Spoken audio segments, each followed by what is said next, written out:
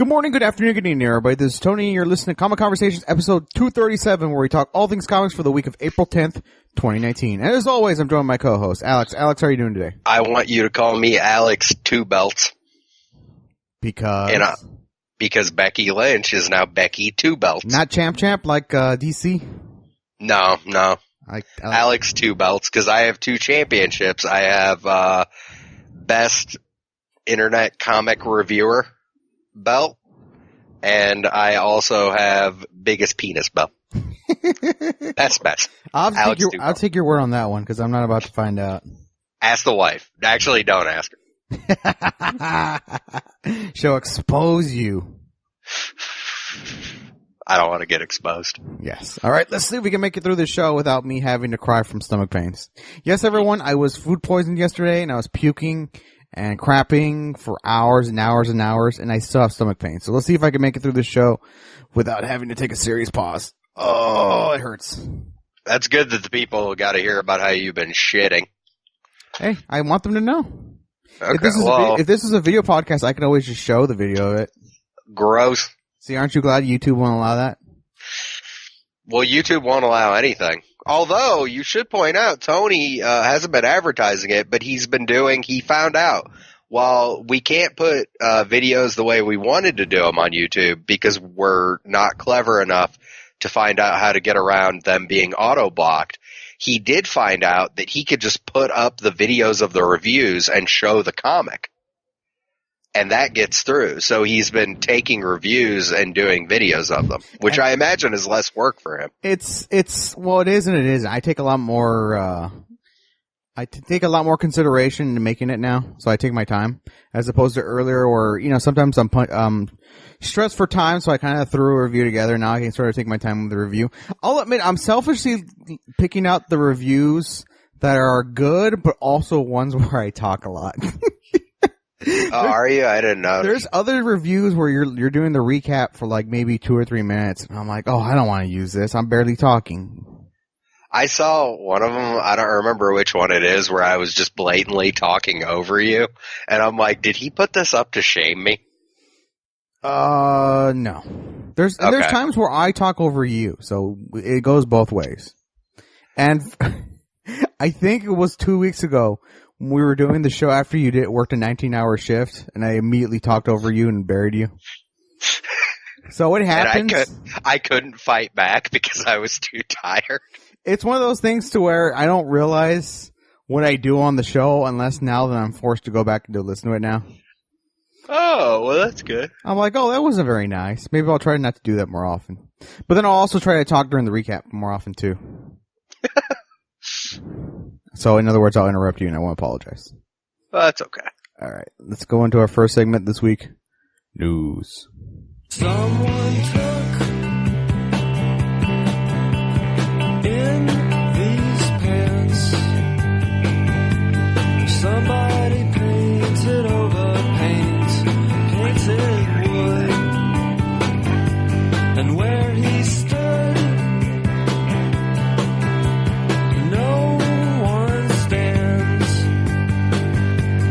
it's been said he's sitting now. Yeah. I don't hear anything. Oh, you don't? No. Well, I recently upgraded my OS. So it's recording on my end, but there's no, Alex apparently can't hear it. Oh, okay, so that's weird, but I just shouldn't talk then. You're gonna have to start talking after the music, so I know. Well, the music's over, so. Okay. In the future, though. Yes. All right, let's, Alex, I'll let you, pick out the first news story, because you buried my news story. Oh, the only news story I care about is they're bringing Ecstatics back with Milligan and Allred and Allred's wife, the original creative team. So fucking hyped. Was Allred's wife originally part of that book? Yeah, she was the colorist. I believe that's when she got her start. I was about to say, here's the question. When she was working on the book, were they married already, or did they meet from working on the book? That'd be cute. I think they were... I think they were already married, because they've been married for a while. Okay. She might have done stuff with him with his creator-owned stuff. I'm not sure. Like, I don't know if she, colored Madman. but It's weirder because remember that Bug book that came out a while back from DC? that they both did. She did the coloring on Silver Surfer. No, it wasn't just that though. It was his brother. Oh, it was did like his brother did the lettering. his brother. Was it the lettering or the writing? I believe it was the lettering. Okay, his brother did the lettering. He did the writing and drawing, and she did his- colors. I know they literally could, if one of them was an editor, although I'm sure they could edit their own shit, they could do their own comic book. They're on publishing company, and they can call it All Red. Ooh, nice. No, but I read about this, and it was an interview with Allred, and I'm like, okay, that's cool. They got Allred back, but do they have Peter Milligan? And then I actually read the story, and it's like, oh, they have Milligan too. Good. And I don't know if it's going to be a one-issue thing or a mini or what, but super fucking hyped because even though I kind of like X-Men right now, I've been saying they need to do something different, and my example kept being, well, I remember when they did fucking Ecstatics and they did New X-Men, and now it's like, hey, we're bringing back Ecstatics, and it's like, fuck yes. Between That that and was the my Hickman stuff, favorite. X-Men's going to be a big deal in the coming months. I'm more hyped for X-Men than anything, which has never been the case. So, well, Since when Morrison. Morrison wrote New X-Men, it was the case, but All right, in Yeah. my new story that Alex felt the need to bury, but I'm sort of excited. Actually, here was my exact reaction. Ugh, now I have to read Vampirella. God, I'm so upset. Because it's Christopher Priest, it's Vampirella's 50th anniversary, he's gonna write the book, and I'm like, you know what, normally I would never read it, but it's Christopher Priest, it might be good. I still don't want to read it, but I said I would if you pick it. Yeah, it's like, I don't care who writes it. It's fucking Vampirella. Like, I don't give a shit. Hey, what It's- happened? I'm gonna- What happened to? There's no bad characters, just bad writers. She's a bad character, though. There's no bad characters except Vampirella and, no, because Spawn could be good. Let me think. Vampirella,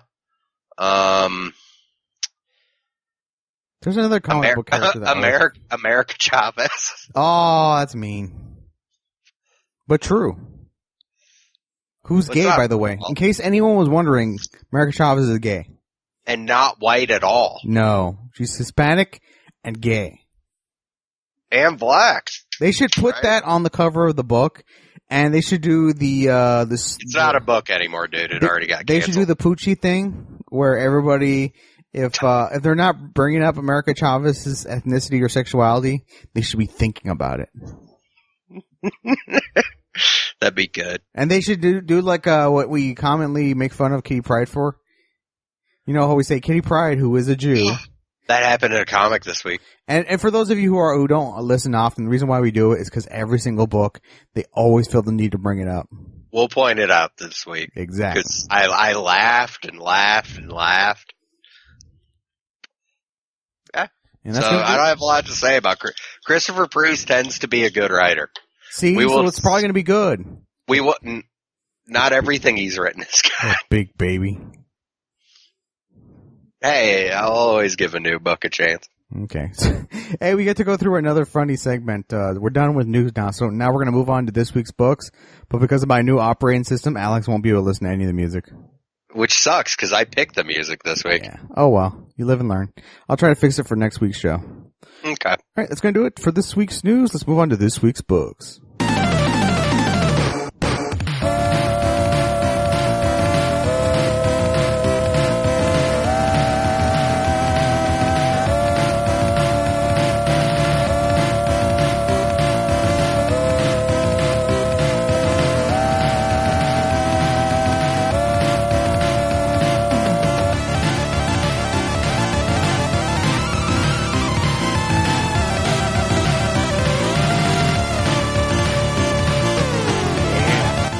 Keeping the tradition of Alex picking PC Engine music. Oh, now I'm doing it on purpose. Well, you were doing it, I guess, by accident for like a good month. You know what actually is making me pick PC Engine? It's because I was watching or I was listening to GameSack today, Which which I hate. have to stop doing. I know, when I was playing WoW, and they're talking about all these horrible games I like, and then I realized these guys think the music on the Genesis is better. And it was one game, I can't remember the game, but they were putting over the music, and they stopped talking to let the music play, and I'm like, this is so bad, it's actually hurting my fucking The ears. only times I This think is they've what they're actually putting done that over. I can remember is Echo the Dolphin. Was it Echo the Dolphin? No, it was like Wolverine Adamantium Rage. Oh, okay. And they're playing this music, and I'm like, God, this sounds so terrible. You know, but another they're putting instance- it over. Another instance of them being wrong, one of them was they were doing an episode on HD remakes. And I was like, okay, whatever, let me check this out, because maybe there's some HD remakes I don't know about. Because I've both a PlayStation 2 hooked up to an OSSC and a PlayStation 3, so I'm kind of torn which one I like better. But they were reviewing Devil May Cry. And I was like, ooh, the HD collection on the PS3. I'll try that out, I said to myself. Because I used to like Devil May Cry. So I check it out. The visuals look terrible. They completely like bleach all the visuals and it just looks awful. But they're It's gotten to the putting point over where how I good will it play. looks. What's that? Were they putting over how good it looks? Yeah, and I'm like, this doesn't look good. I prefer on the PS2 with my setup. It looks a lot better. But it's because they say things like, even like when I don't completely disagree with what they're saying about the game, he's like, oh, God of War, and like people crap on it, but I think QuickTime events are awesome. And it's like, motherfucker, are you trying to make me disagree with you? Like, even when I think I'm about to agree with you, or I don't like first person shooters. And it's like, well, none of them? Like, you just don't like any of them? That's whatever. Fucker. They trashed Doom. Well, if you're a console gamer, Doom wasn't really that big a deal. Well, that's the other. Actually, I don't want them to, but they said people shit on them for never doing PC games, and I'm like, I don't want them to do PC games. To be fair, PC game is not that popular, so. Excuse me, dude. I play a game. I won't even contend with you that, that they're bad. They're, fun, by nature just bad. I'll just, for the sake of just getting along, I would just say, yeah, PC games are good too. World of Warcraft still has like 8 million subscribers paying $15 a month to play that bitch, making more money than any console game in existence. More Fuck than, you. what's it called, Fortnite? You don't have to pay monthly to play. Fuck, you don't even have to buy Fortnite, dude. Yeah, It's but a free game. Yeah, but it's the most successful game. It's not as popular as it used to be. So it's And only this number is one you by talk. This is you talking. You only care about the money it makes, and it hasn't made fucking any money. My son did ask me, he's like, hey Dad, can I get this thing for Fortnite? And I go, what is it? He goes, it's a single player mode. I go, oh, how much does it cost? $30. Fuck you. That's how they get I'm you. not gonna pay for a free The game. game itself is free, but all the add-ons, all the superfluous cosmetic Nope. stuff. You can win them playing the game. Yeah, but nobody wants to do that. Yeah, well, some people do it. Yeah, nobody. That's why it's the most successful game right now. That's why it's making an ungodly amount of money. It's not making as much as Warcraft. I would take you to. I would actually want to compare. I bet numbers. we could find out. Yeah, but we'll do it later. Yeah. All right, let's go over this week's books, which include, but are not limited to, as I stall, Life and Death of Toyo Harada number 2, X-Force number 6, Symbiote Spider-Man number 1, Dead Man Logan 6, Avengers No Road Home 9, Age of X-Men, The Marvelous X-Men number 3, Age of Apocalypse and the Extracts 2, Flash 68, Batman Who Laughs 4, and open up this week's books. From DC Comics, we have Batman 68, writer Tom King, art by Amanda Connor. I enjoyed this. This was Tom King showing his fun side. I After all had to do a double take because I'm like, is this the right book? Because it's like they're dealing with stuff with Selena Kyle on her bachelorette night. Because they keep drawing back, and they finally showed Batman fucking strapped down to a deal. Well, they acknowledged shit in this hooked book, to I his think it head. was either in the tease or somewhere in the book. that this The was final nightmares one. are almost over. Yeah, this was the final one. I believe they said they're almost over, but Oh, God. this showed Batman's bachelor party. This was a And- really cute book. Yeah, it was. And Catwoman's bachelorette party. And of course, Batman's bachelor party was Superman came over to Wayne Manor and they ate, and then Batman walked him around and tried to discuss art with him. And then they played chess. And Watch the ball game. Yeah, like they watched a football game. It's one of those instances where They did nothing. it's one of these instances where where people, some nerd will point out, is like, well, Bruce Wayne and Clark Kent aren't friends, but Batman and Superman are. That's stupid. They're the same. I fucking know, but people. you'll hear people say that, and just like, well, actually, even in this week's books with the Spider-Man book, it's like, oh, that's so stupid.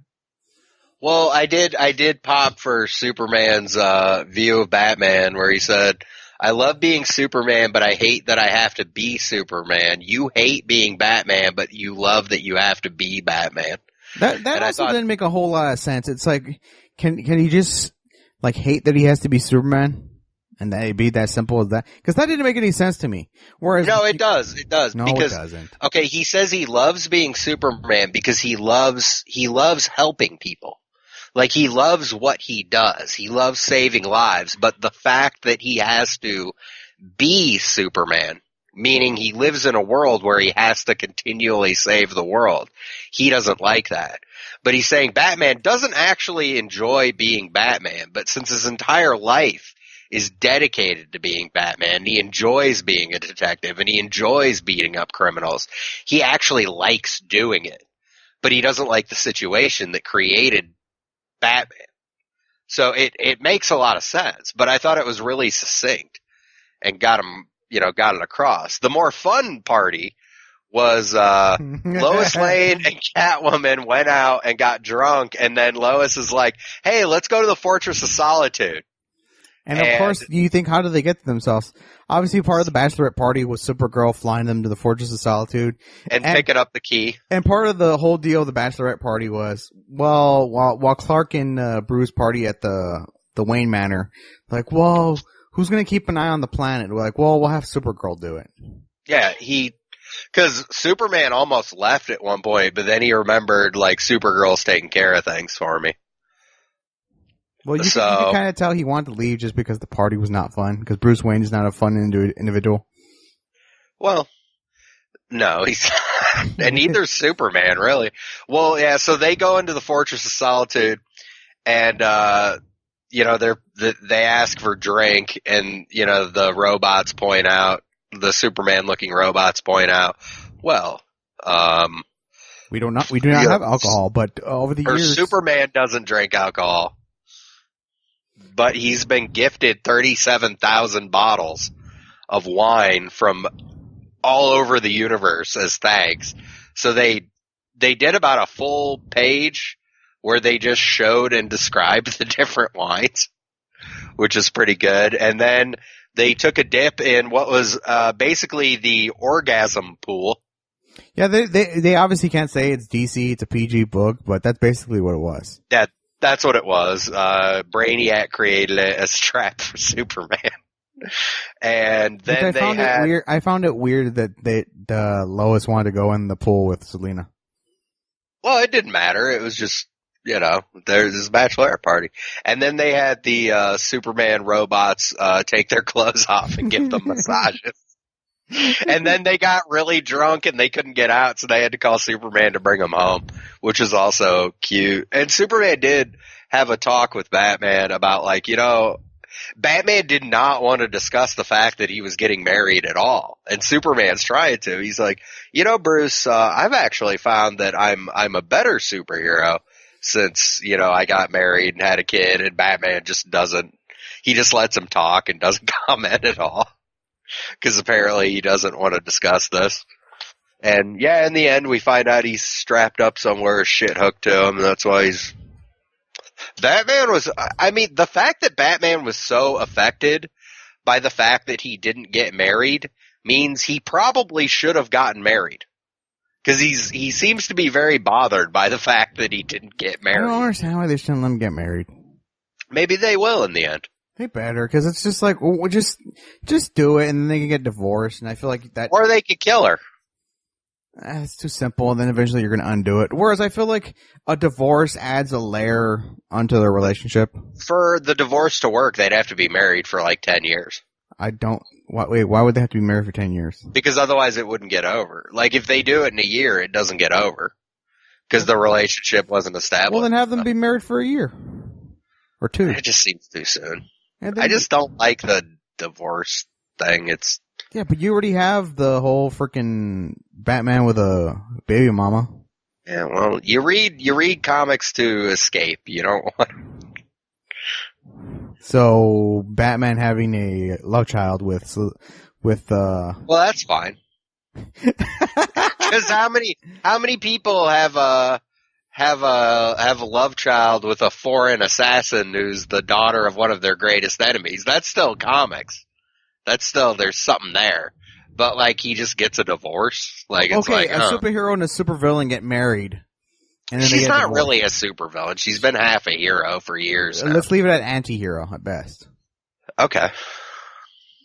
But my point is, it would add to the relationship if they got divorced Deadpool on that. married a demon. Huh? Deadpool married a demon, Yeah. and they got divorced. Yeah, but she didn't stick around because she wasn't that interesting a character. Whereas Catwoman's been around forever, and if they got divorced, it wouldn't mean the character's going away. Yeah, I guess. That's fine. It was a good issue, though. It was fun. The Amanda Connor art, while good, kind of threw me for a loop. It's like, wait, Yeah. is this the mainline Well- Batman book? Well, I thought it fit the book. I mean, it makes sense that they would pick her But to the thing draw. is, they've done these lighthearted issues before with the regular artists. So I found it weird that this issue they felt the need to get Amanda Connor on. Well, maybe, but I liked it, and she wasn't like, super cheesecake and shit. Unfortunately. No, fortunately. Unfortunately. I mean, she went to the line. She did not cross the line. What's that line they call it? What's the name of that? Uncanny Valley. There we go.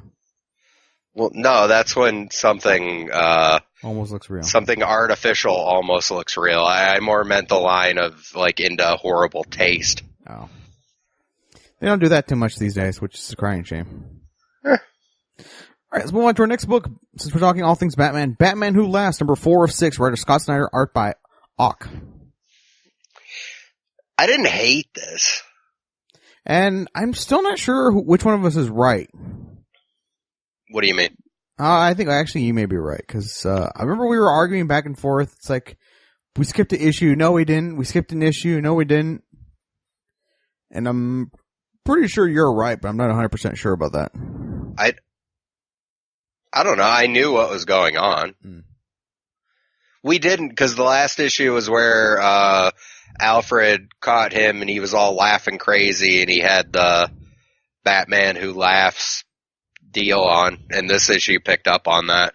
So what actually happened with that was Batman, as it turns out, the Batman Who Laughs ridiculous fucking 13-year-old I like heavy metal bullshit eye spike thing is made of dark metal, and it allows him to see all of the dark possibilities of everything he looks at. So dumb.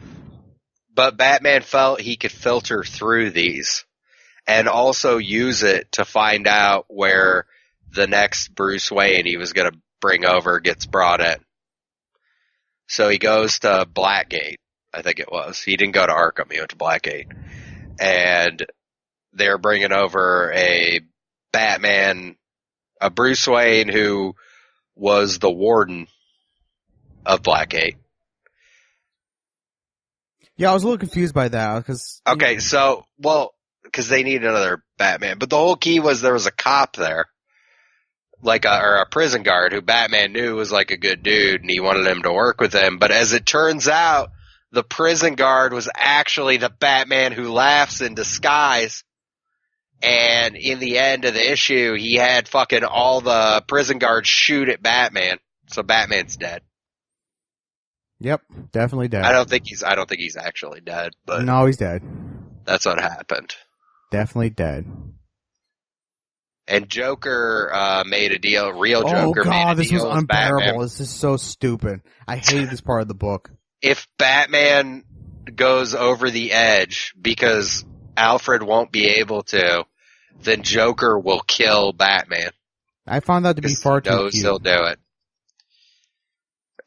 It was okay. Whatever. They both don't like the Batman who laughs. Yeah, for obvious reasons, but I just think it's stupid. Like, It is. But, I mean, this issue didn't offend me like some of the previous ones have did. it hasn't been offended me to this part. I just thought the part with Joker and Batman being all buddy, it's like, it's kind of stupid. I don't think they were really buddy. There's the part where they were like, "Oh, cross my heart," and Batman smiles. It's like, oh, that's so gay. Well, because he's partially affected by the Joker serum. I know, but still, it's like it makes too much. It's like it reduces the Batman and Joker relationship to like, oh, it's cute how they fight each other. It's like they're play fighting. It's like no, Joker is a deadly serious murderer who needs to be taken seriously. It's not cute what they do. All right, speaking of villains that are that should be cute but they're not, or shouldn't be cute. Flash 68, writer Joshua Williamson, art by Christian Deuce. This, I don't know, I felt like the last issue was kind of lighthearted. It's like, oh, Trickster just wants people to be happy, and he doesn't know what he's doing. And in this issue, he knows exactly what he's doing, and it's not as cute. Our disagreement was born from we both read the last issue better. I thought the last issue was all about how he had a horrible childhood and he's nothing but a dirty con man. And this was his biggest con to make him a big deal. And in this issue, he revealed this is his biggest con to make him a big deal. I thought this was keeping with what it was. And Tony was upset because he thought, oh, the book suddenly got really dark. And I'm like, no, the last issue was dark too, dude. It wasn't meant to be fun. Well, I was under the impression that Trickster didn't know what he was doing. He's like, oh, I just want the people to be happy. And he, unbeknownst to him, they really weren't, and it was making them really unhappy to be forced to be happy. Nope. Okay, so and he did it using the Sage Force, which, by the way, there was a huge fucking typo in this book, which I couldn't believe. They had him say, and then I discovered the Strength Force. Now, ignoring the fact that these names are fucking stupid, the Strength Force is a completely different thing that wouldn't have caused this. So he meant to say the Sage Force, but somewhere in editing, they fucked it up, and they left it in, and nobody fixed it. And Flash is kind of a well-selling book, so I found that shocking. I mean, it wasn't as bad as, Wolverine calling Sabretooth a kike or anything, but... Wait, did that happen? I own that book. I own that edition of the book. There was an issue of Wolverine where he called Sabretooth a dirty kike. And those issues got recalled. But I bought it day one. You should have bought the X-Men issues where they included all the, anti-Semitic, anti-Christian stuff. Oh, the little, on the shirt? Yeah. Well. Oh, the part where Kitty Pryde was standing in front of the jewelry store? No, I remember that. I remember us talking about that. She was obscuring all the other letters in jewelry except Jew. Well, I thought that was on purpose. Because it's Kitty Pryde. But it's one of those things to where it's funny when you bring it up, but when the entire book you're secretly putting all these anti-Semitic, anti-Christian messages, it's like, oh, okay, it's not funny anymore. Well, so this book, Trickster he finally has to reveal his plan, and it turns out he stole future Captain Cold's technology to this is junk fake comic book science, so it doesn't really work, but Trickster has some of the Sage Force, and he did something to make it spread through the snow. So the whole city is affected, but they don't stay happy permanently. Eventually they get really pissed off, and now the people are all trying to murder each other, which is a problem.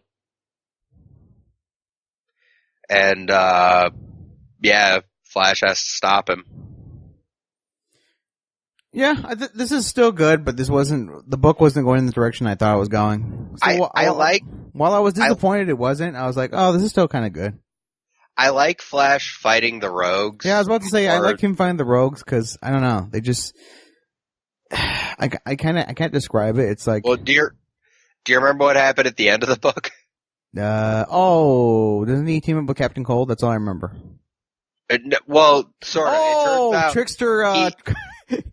He cuts off the Flash. The Flash passes out at some point. I forgot why. it's because Captain Cold, it turns out he mind controlled Captain Cold. So Captain Cold turned on Flash. And he knocked him out and tied him up, and then he woke up. Trickster's holding a chainsaw, and Flash's legs have been cut off. He's like, oh, I'll be able to get out of this. You watch me. He's like, well, it's going to be hard to kind of do that without legs. And he's like, after I make your legs disappear, and for my next trick, and then he starts laughing, and the issue ends. They also brought back Trickster too, by the way. I know that doesn't really mean anything to you, but there was a second Trickster, the younger Trickster, Axel. He's working for Trickster also. Axel? Huh? Is he El Hijo de Axel? I mean, the El Hijo de... No, he's Trickster? not. He's not related to him. He is not El Hijo de Trickster. But no, yeah, I don't think Flash's fucking legs are actually cut off. And due to the fact Trickster now has like mind control powers, it's kind of ridiculous that they expect me to believe that, but it's okay. That's common. It was a- Nobody it was a expects you. It was a good image. Yeah. All right, that's going to do it for the DC portion of the show. Let's move on to Marvel with Age of X-Men, Apocalypse and the Extracts number 2 of 5, writer Tim Seeley, art by Salvia Espin. Okay, so these two books, I luckily read the Apocalypse book first because I think it took place before the other one we read. I read that in that, actually no, I read it in the reverse order. Oh, well, I think one took place before. I don't know why they're building up Omega Red as a big deal. He's really not. Well, he's a good guy. Well, in this world, he might be. Yeah, but it's like, oh, because after that, the first issue, I was like, okay, they're going to reveal Omega Red and they're going to do something with him and that'll be the book going forward. And it's like, the end of the second issue, they teased Omega Red again. And it's like, are you really doing all this just to build up to Omega Red?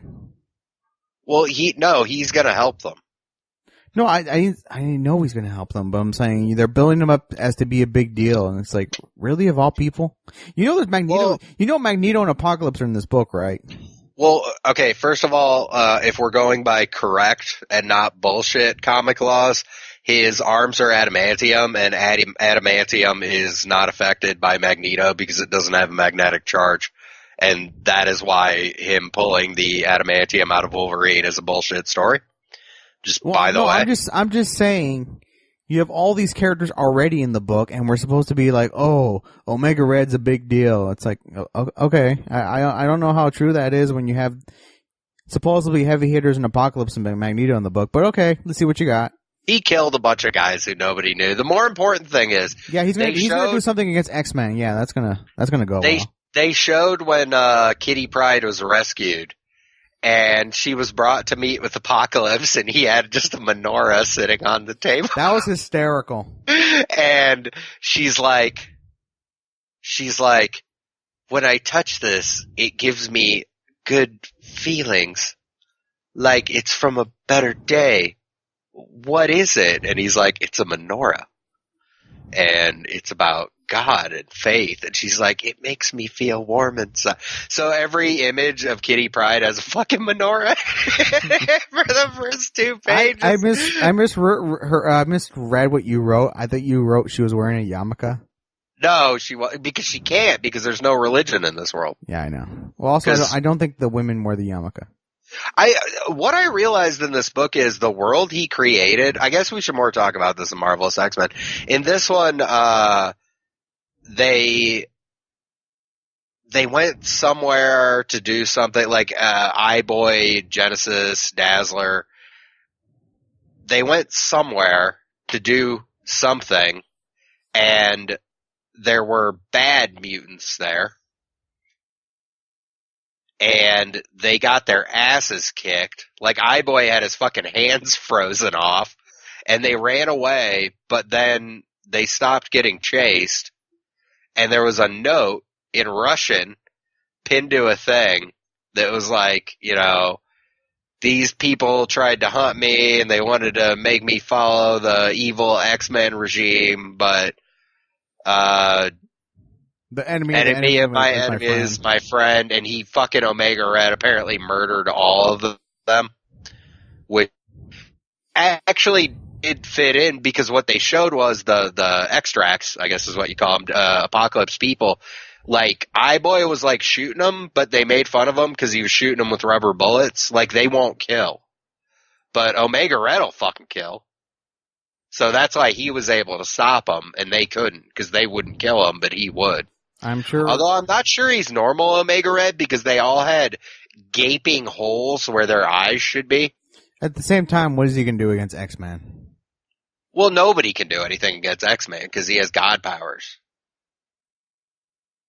But, you know, as we saw in what I assume is the next book.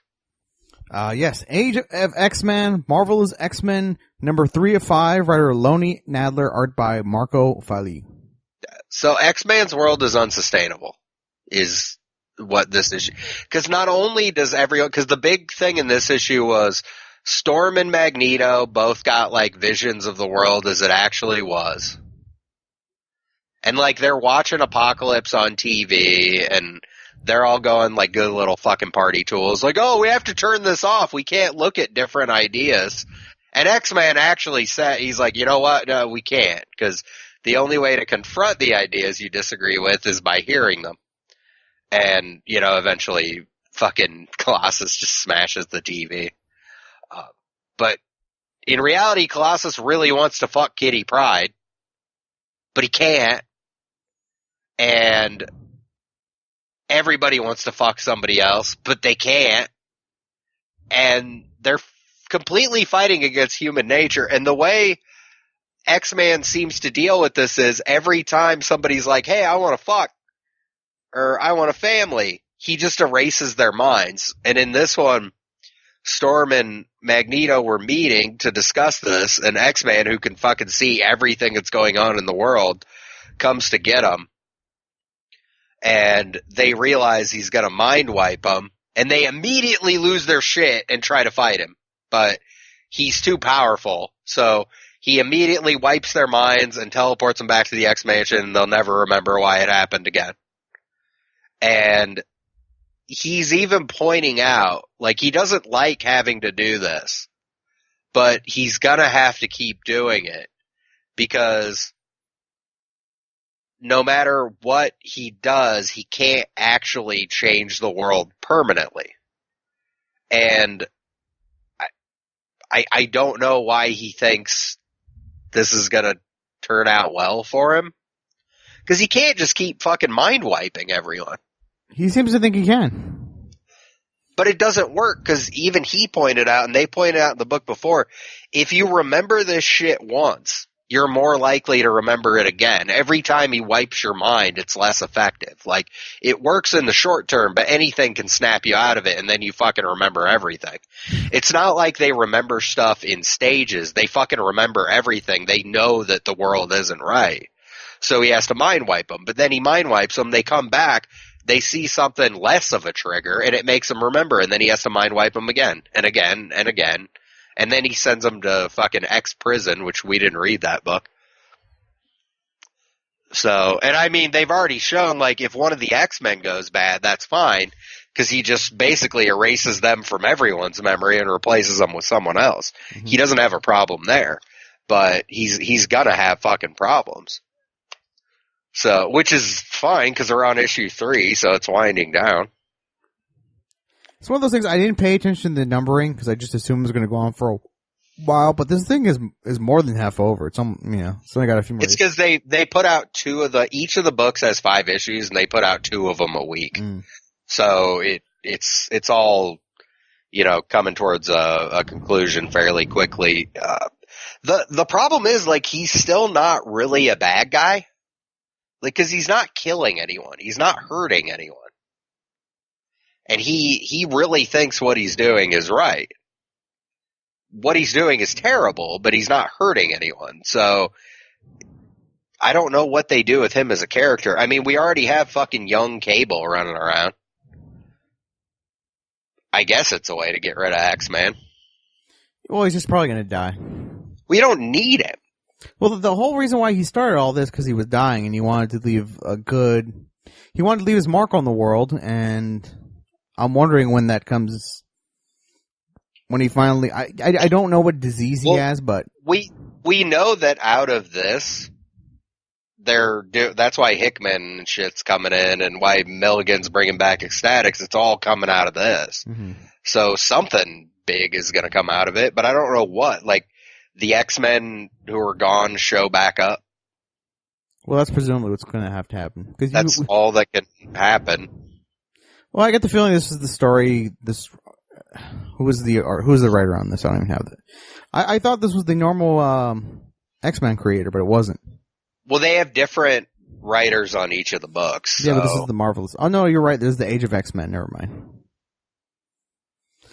All right, that's going to do it for those books. Let's move on to Avengers: No Road Home. 9 of 10. Writer Al Ewing. Art by Sean Iseki. We got our Silver Surfer crossover here. We did? Yeah, Euphoria. Oh, jeez, wow. The planet from Silver Surfer, the living planet that makes all your dreams come true. I completely forgot. Well, Euphoria had one of the shards of Nick, so she's dead. But she did help the Avengers fight back. Is like they wished for this.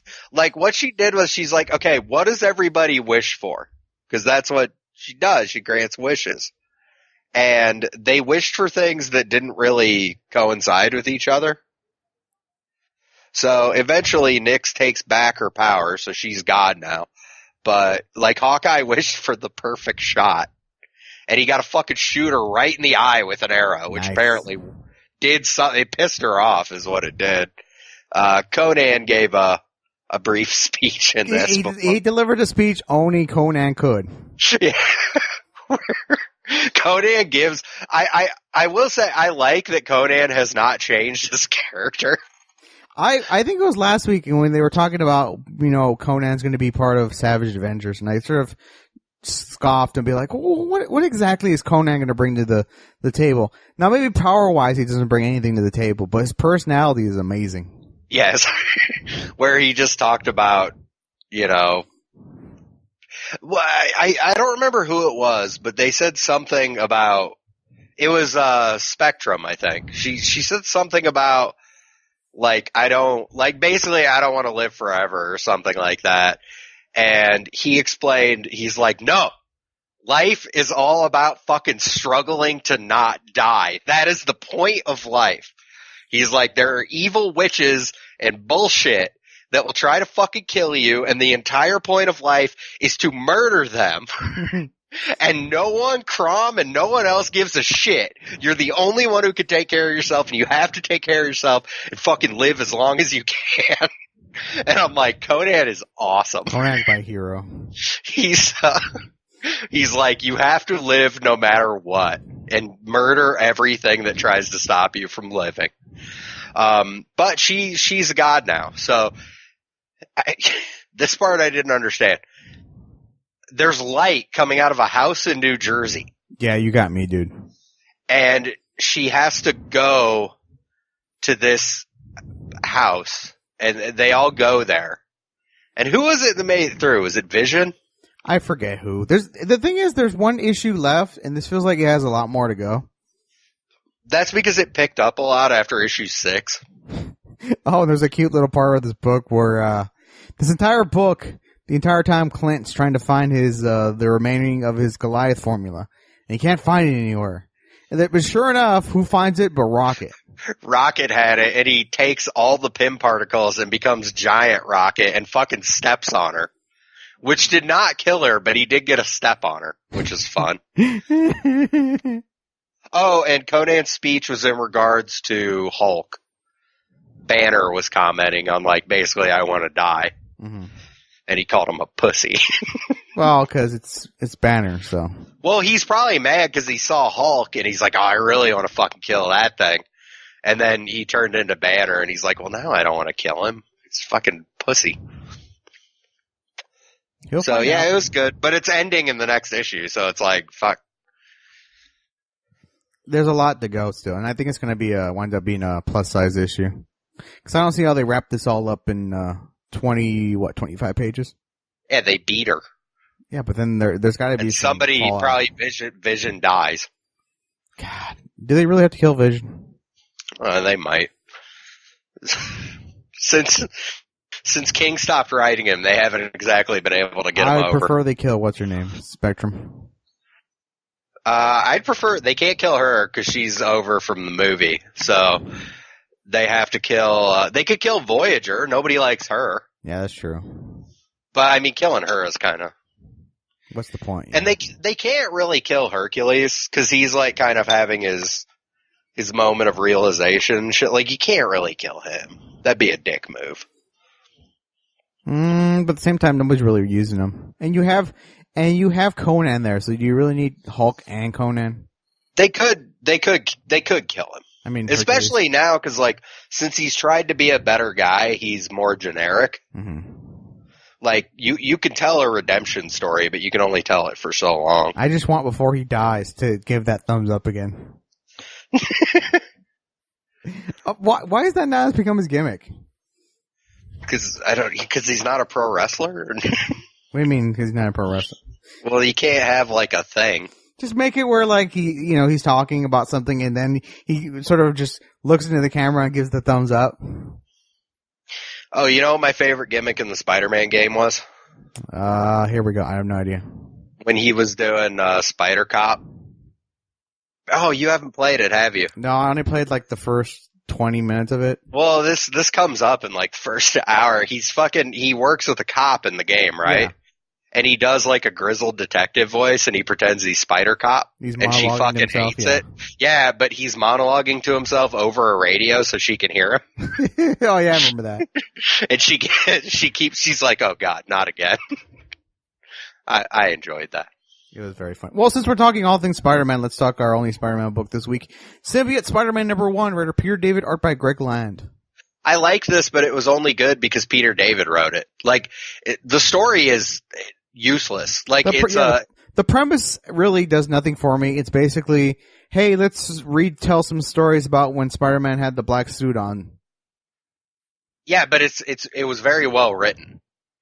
And, I mean, it's like, I want to keep reading this because I like the way Peter David writes it.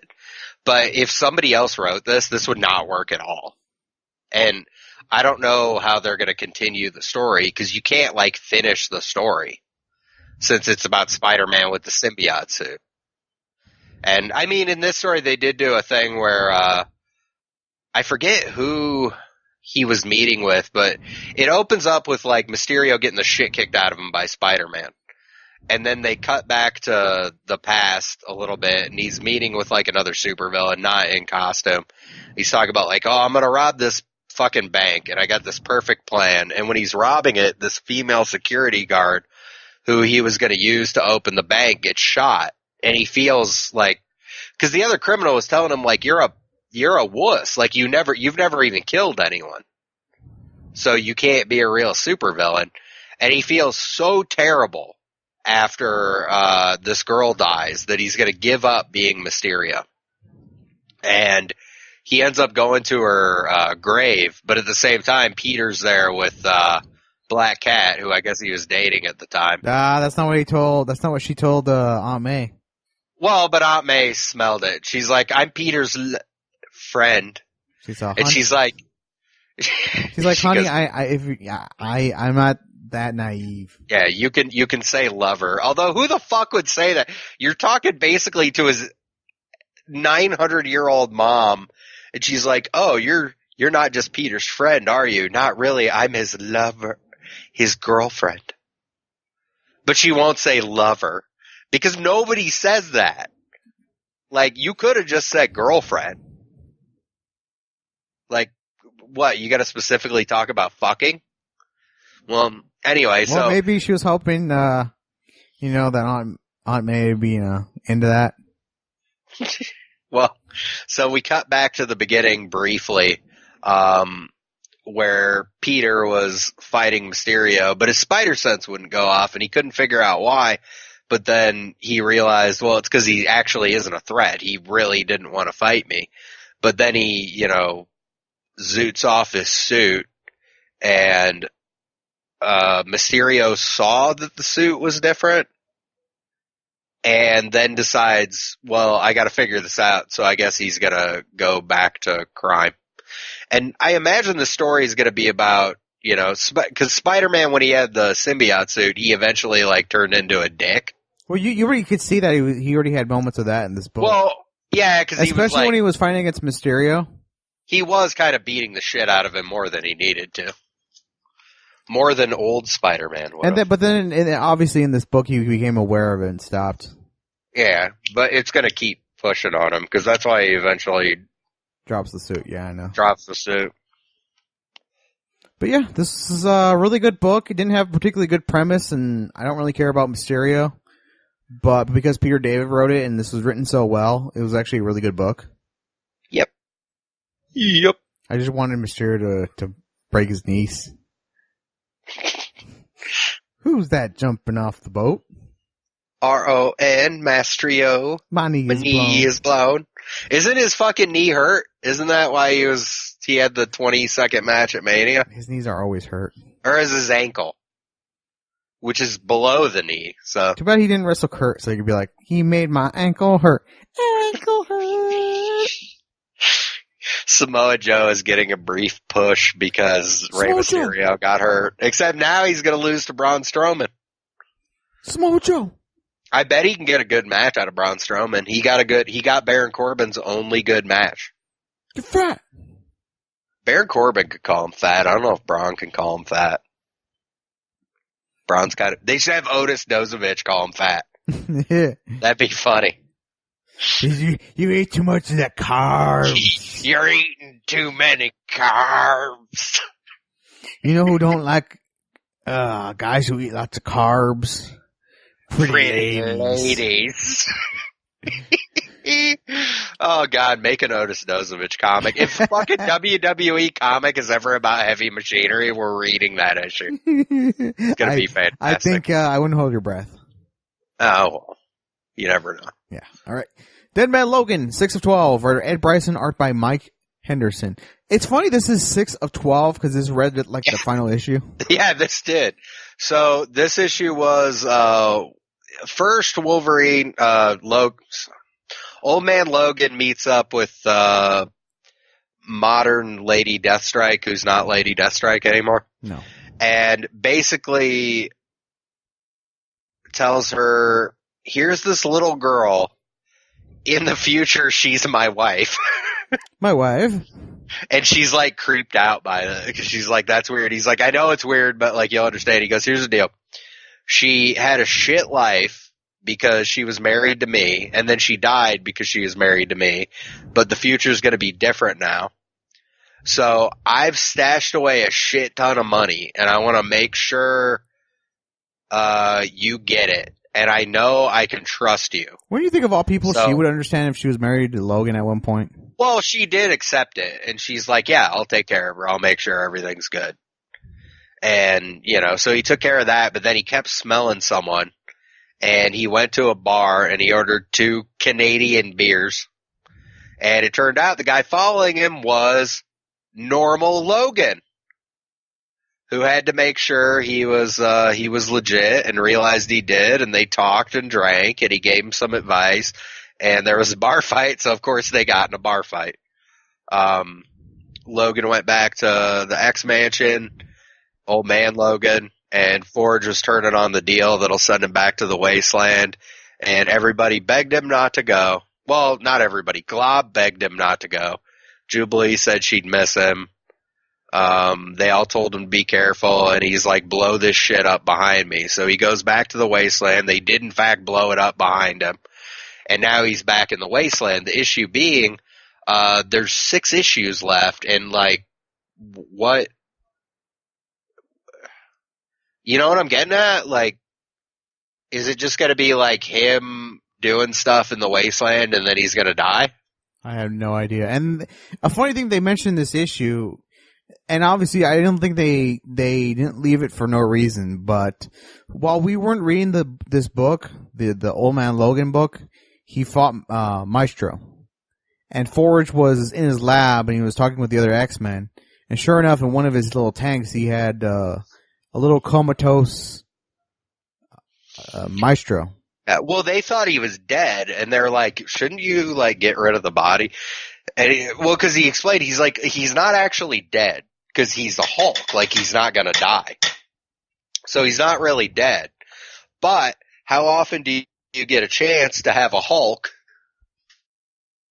And, you know, I want to keep it and study it and, like, find out how to make, like, anti-Hulk weapons, because Hulk is always causing problems. Which, terrible idea. Because, you know, Maestro is super genius, super evil Hulk, but he had that. And yeah, Wolverine's back in the Wasteland, which I think they did because the Old Man Logan story was, like, really popular. You know, this story, the one that took place in the Wasteland. And I think, given it's the end of the character, they probably should send him back, and they probably should, you know, resolve whatever there is to resolve.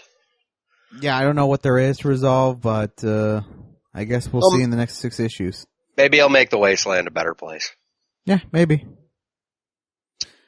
All right, from one X book to another. X-Force number 6, writer Ed Bryson as well, and art by Damian Caruso. I hated this. I don't... Yeah, it was like, I don't... It's too much fucking Cable and Cable's clone and alternate reality and alternate future. No, like, actually X-Force members in this actual book. Like, the last issue I was okay with because it's like, okay, we're showing how young Cable came here and why. Like, I'm like, okay, that's fine. But this issue, we had, like, showing Strife in his future and why he came back and... This is everything I hate about X-Men all in one book. Yeah, it was just tedious, and it's like, I will say this, I will give Ed Bryson the benefit of the doubt, because he is a good writer, and I'm sure he did this for a specific reason. He wanted to introduce something that he's going to use later on in this run. So I'm willing to give him the benefit of the doubt. Most people I'd be like, this book, I'm kind of turned off this book. I don't know how much, if he keeps doing stuff like this with all the time traveling, alternate universes, I don't know much more. I want to read this book. But it's Bryson. I'll give him the benefit of the doubt. He's probably just using this so when he uses them as villains, it means something. I just want the team. I don't... And I want them to fight a villain who's not Strife. I've never liked that character, because it's like 2 X-Men for me. Like, oh, here's the evil alternate version of an alternate version character. Because, I mean, if you get right down to it, so Strife is Cable's clone from a world where Cable is the child of Jean Grey and Scott Summers, who were in the bodies of people in an alternate future. That's a fucking mess. And it doesn't help that you're already dealing with all these other Cables. You're dealing with X-Men. You're dealing with young Cable. And it also doesn't help that after fucking years and years of this shit fucking character, they finally beat Strife and got rid of him, and now they've brought him back like 5 times. And it wasn't. I have not read comics my entire life. I wasn't aware of Strife. When I first saw this, I thought he was Silver Samurai. He does look similar, but he's got it. Silver Samurai doesn't have a big red cape, does he? I don't think so. Okay, well, there's the difference. But, you know, me not knowing anything about comic books, I'm like, why is Silver Samurai and why is he Cable? Well, no. Strife. His name is Strife, for God's sakes. Like, yeah, well, it was the 90s, dude. What do you expect? I know, but it's not the 90s anymore. In some ways it is. Whatever. So, yeah, this issue was a step down, but hopefully the next issue will be alright. alright. A couple years back, everything was the 80s. Yeah. So now the thing is, everyone gets off. Well, dude, the freaking Captain Marvel movie was set in the 90s. People were nostalgic for that decade for some reason. Alright, and our final book from Valiant Comics, Life and Death of Toyo Harada, number 2 of 6. Writer Joshua Dysart, art by our favorite Valiant artist, Safu. This is another strong issue, I thought. I thought this was significantly stronger than the first issue. The first issue, I just sort of read, and I was like, Okay, it's a typical Toyo Hirota book where he's evil, but he's also fighting against people who are equally evil. And you can't really, it's hard to root for anybody. I don't know. I feel like this writer just, I really like the story. I just have a feeling it's going to end with him dying. Which they shouldn't do, because that would be like killing Thanos. And they still haven't done the big crossover where Harada is the bad guy. They've done that before in the past, but that was before we were reading Valiant. Yeah.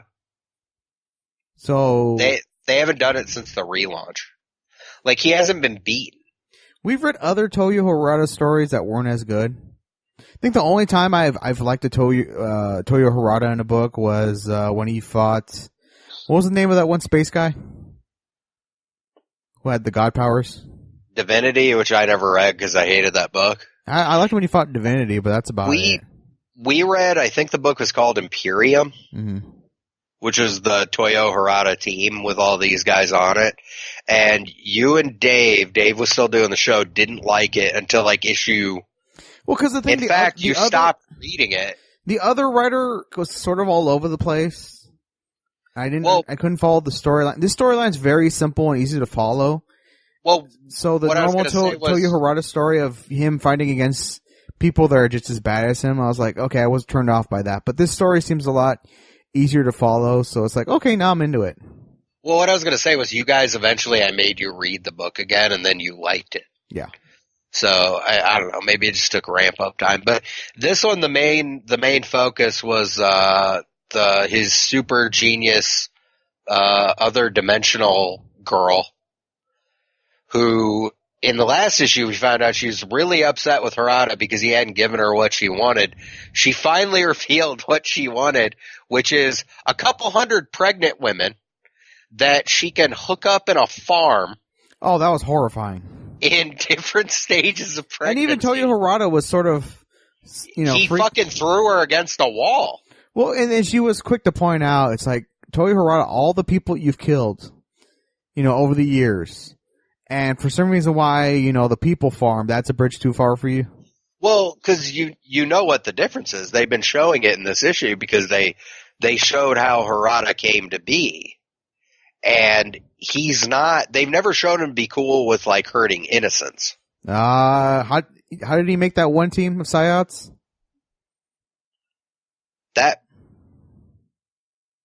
Oh, well, yeah okay, exactly. that.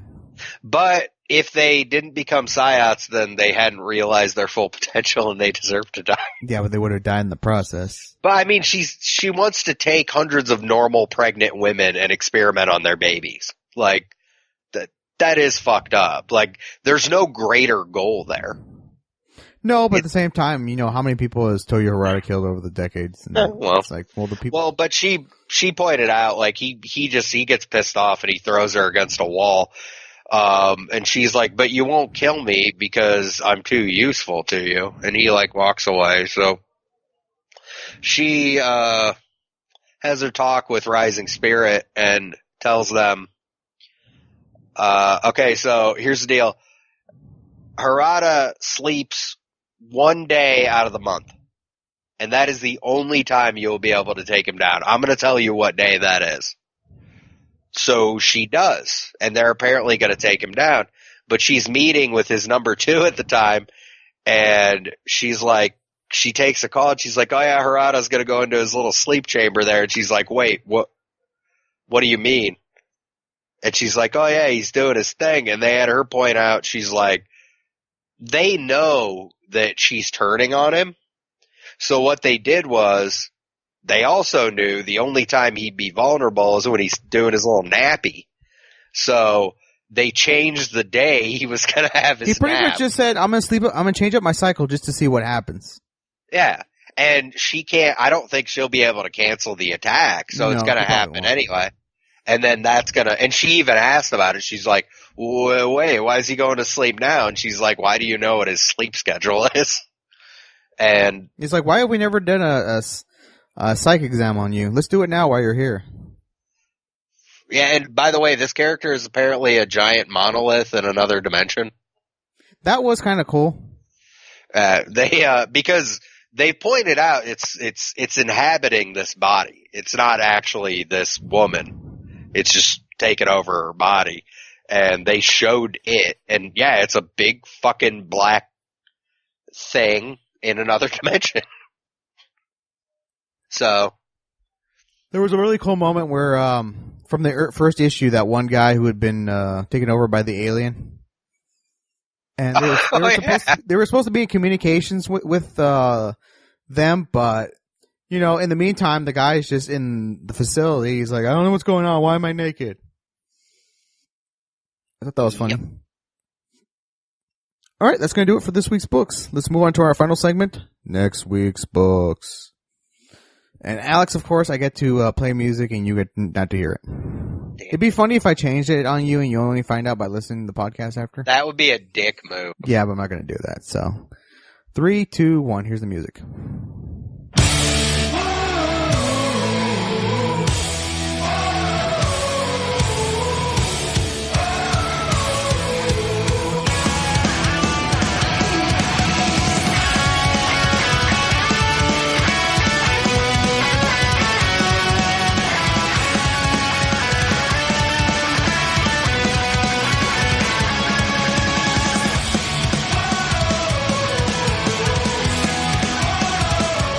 It's still weird to me. I don't watch a lot of WWE television. So it's like, wait, I still can't get over it. Like, Becky Lynch is the #1 star in the company. It's because you haven't seen her fucking promos and shit. I see the reaction she gets. I'm like, okay, she's obviously the top person in the entire company. That's cool. But it's one of those things where it's like, it's still Becky Lynch, though. Yeah, she's great. She's my girlfriend. Okay, so we're gonna have an interesting week because a lot of companies are not putting out a lot of books, but I think Marvel has us taken care of. We have Batman 69. Oh, that should have been the issue with Catwoman and Lois Lane. Dirty. And nothing else from DC because all they're publishing is reprints. Reprints of Doomsday Clock, reprints of Heroes in Crisis. And it says like final reprint or final printing. They should put Final Countdown. Okay, and then I have to Xena Warrior Princess #1 from Dynamite Entertainment. Are you picking that? No, not really. What was her gimmick? Yeah, she like screeched. And then she was a Cylon. She was a Cylon, but she's a secret Cylon, right? Or no, was she one of the secret ones? No, she was not one of the 6. No, they knew that she was a Cylon. Okay. So we're not going to read that. Dun, dun, dun. They should do a crossover. We tried to read a Battlestar Galactica comic and it was the shits. Yeah, I was like, oh, let's pick this up later when it gets good, and then we never picked it up again. Because it never got good. Middle West, #6. Ooh, I forgot about that. Yeah, see, I keep an eye out. Oliver, #3. Why should I worry? Please, sir, may I have some more? I prefer he sing and dance. You know, I've never seen the musical. Wait. Ever? I've never seen it either, but I've seen Oliver and Company. Is that the same thing? It's about like an orphan cat? Yes. I should watch that. I have read Oliver Twist. It's actually pretty bad. It has a really good song, but that's about it. No. Even back in the time, people were like, this movie kind of sucks, but has a really catchy, big production number, but that's about it. Avengers No Road Home, #10 of 10. Dun-dun-dun-dun-dun. And some good news. We have Daredevil #4, but I also see there's a Daredevil #1 third printing. Good for Zdarsky. Yeah. Well, he's doing a good book. Do we want to read Magnificent Miss Marvel? We didn't dislike the first issue. Sure. Magnificent Miss Marvel. She's magnificent. Wow. Look at, I'm trying to think of, it's a 16-year-old girl, so I can't be too dirty. Yeah. Look at the gams on her. Thor #12. Vince actually might use that kind of terminology. He could. I love that Lacey Aaron. Lacey Evans. She's a great broad. She's a oh no, what did they say about Sable? She's a handsome woman. White panties. That was what they kept saying, apparently, according to Jim Cornette. You don't want to imagine a woman as classy? Uncanny X-Men number 16. She's a handsome woman. And we are reading 2 War of the Realms books. Oh, why? Because we're reading War of the Realms number 2. And we are reading War of the Realms Punisher number 1. Okay, that might be good. Jerry Duggan. Oh. Punisher, the Avenger of Midgard. The War of the Realms brought monsters to the streets of New York City, but New York has a monster all its own. Frank Castle, a.k.a. the Punisher. I can't wait to see Punisher just fucking murdering a frost giant with a gun. Mm-hmm. That's gonna rule. That's it. It'll be quite excellent. I can't fucking wait for it. It should just be Punisher just shooting it. I hope this series ends with Malekith, just Punisher just shoots him. Shoots him in the face. It's like, fuck, why did we ever think to do that? It's like, And Malekith is like, guns, my only weakness. no, it's bullets, my only weakness. Yeah. How did you know? That was great. Love it, love it. I didn't much care for that movie, but It's a good line. That part was Good, great. good line is a good line. Yes, indeed it is. Indubitably. All right, that's going to do it for this week's show. So from all of us at halfguard.com, thanks for checking out this week's show. And as always, check you guys out next week. Adios.